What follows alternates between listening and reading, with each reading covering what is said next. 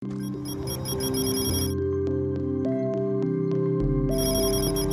একটা ইট তৈরি হয় মাটি দিয়ে,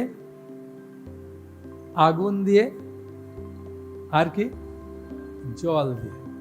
কিন্তু সেটা তৈরি হবে যদি সেটাতে মানুষ শ্রম নিযুক্ত না করে, মানে প্রাণ শক্তি যদি ক্রিয়া না করে, ওই উপাদান থাকলেও হবে না। তা সব কিছুর মূলে ভগবানের একটা অস্তিত্ব এখানে দেখা যাচ্ছে। হ্যাঁ, এক নম্বর। দু নম্বর হচ্ছে এই যে জড়া প্রকৃতির মৌলিক তত্ত্বগুলো মা দেবতী মাধ্যমে ভগবান কপিল দেব শোনাতে চাইছে। তার মানে এই জড় জগতের যা কিছু সৃষ্টি হয়েছে সেগুলো নিয়ে সাধারণ মানুষের মনে বিভিন্ন রকমের প্রশ্ন জাগতে পারে। সেই জন্য ভগবান কি করেন, তার নিজ লোককে দিয়ে, নিজ জনকে দিয়ে সেগুলো প্রকাশিত করেন। যেমন কপিল দেব তার মায়ের মাধ্যমে সাংখ্যযোগ প্রদান করলেন। ভগবান শ্রীকৃষ্ণ তিনি অর্জুনের মাধ্যমে গীতা প্রকাশ করলেন। শ্রীল শুকদেব গোস্বামীর মাধ্যমে পরীক্ষিত মহারাজকে কেন্দ্র করে শুকদেব গোস্বামীর মাধ্যমে ভাগবত প্রকাশ করলেন। ভাগবতমে দ্বাদশ স্কন্ধে 4th অধ্যায়ের 6 নম্বর শ্লোকে সেখানেও উল্লেখ পাওয়া যায় যে দ্বাদশ স্কন্ধ মানে পরীক্ষিত মহারাজকে বলার শেষ মুহূর্ত, সেখানে শুকদেব গোস্বামী এই জড় ব্রহ্মাণ্ড সৃষ্টি প্রলয় এই সম্বন্ধে আলোচনা করছেন। মনে স্বাভাবিক প্রশ্ন আসবে, আরে পরীক্ষিত মহারাজ আর কয়েক সময় অতিক্রম হলে মারা যাবে, দ্বাদশ স্কন্ধ ভাগবত ভগবান লীলা কাহিনী, কলিযুগের লীলা কাহিনী সব কিছু বলার পরে আবার হঠাৎ ব্রহ্মাণ্ড সৃষ্টি প্রলয় সম্বন্ধে পরীক্ষিতকে শোনাবার কি প্রয়োজন আছে? মনে প্রশ্ন স্বাভাবিক কারণে জাগবে, ঠিক না?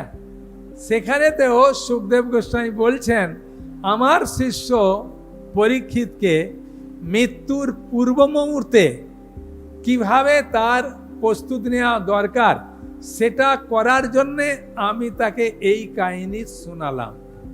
এই কাহিনী শোনার পরে পরীক্ষিত মহারাজের মনে উদয় হবে যে বিশাল ব্রহ্মাণ্ড পরিধির মধ্যে আমার অস্তিত্ব তো এক কণাও নেই। আমি কেন চিন্তা করব যে আমি মারা যাব, এই জগতে আমি রাজা ছিলাম, আমার তো কিছুই নেই। সেটাকে তুচ্ছ করার জন্যে, সেই ভাবনাটাকে নষ্ট করার জন্যে শুকদেব গোস্বামী ব্রহ্মাণ্ড সৃষ্টি প্রলয় সম্বন্ধে ব্যাখ্যা করলেন। এখানেও দেখতে পাচ্ছি জড়া প্রকৃতির মৌলিক তত্ত্বগুলোর মাধ্যমে দেবহূতিকে ভগবত ভক্তির যে গূঢ় তত্ত্ব সেটা কিভাবে উপলব্ধি করে ভগবত ধামে ফিরে যাবেন সেটাকে বোঝাবার জন্যে এই জগতের মানুষের যাতে অন্ধকারও নষ্ট হয়। কিছু অজ্ঞানী ব্যক্তি আছে যারা এগুলো জানার মাধ্যমে ভক্তি করতে চায়। যেন ভগবান দেখছেন যেন তেন প্রকারে না মন কৃষ্ণ নিবেশ হয়, যেন তেন প্রকারে না আমার মনটা যাতে যায় কৃষ্ণের দিকে। সেই ভগবানের অনেক নাম আছে, তার মধ্যে একটা নাম হচ্ছে বিষ্ণু। ভগবানের একটা নাম বিষ্ণু। বিষ্ণুর নামটার কারণ হচ্ছে কি, যেমন সর্বাকর্ষক কৃষ্ণের নাম, তে সকলকে আকর্ষণ করে। বুঝেছেন? সেরকমভাবে বিষ্ণু নামটা ভগবানের সঙ্গে যখন ভগবানের ইচ্ছা হয় যে আমি সৃষ্টি করব, তখনই বিষ্ণু নামটা ভগবানের ধারণ করে। বুঝে গেল?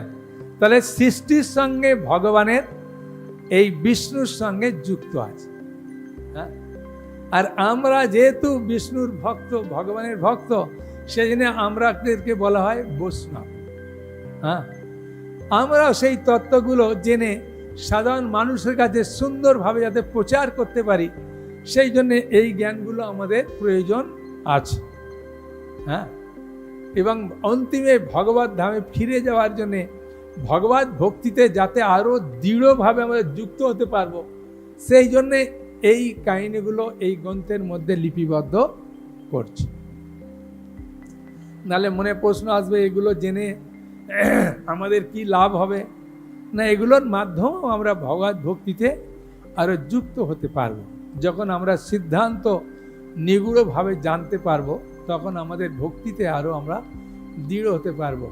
বিভিন্ন মানুষের কাছে প্রচারের স্বার্থে আমাদের এগুলো জানা দরকার আছে।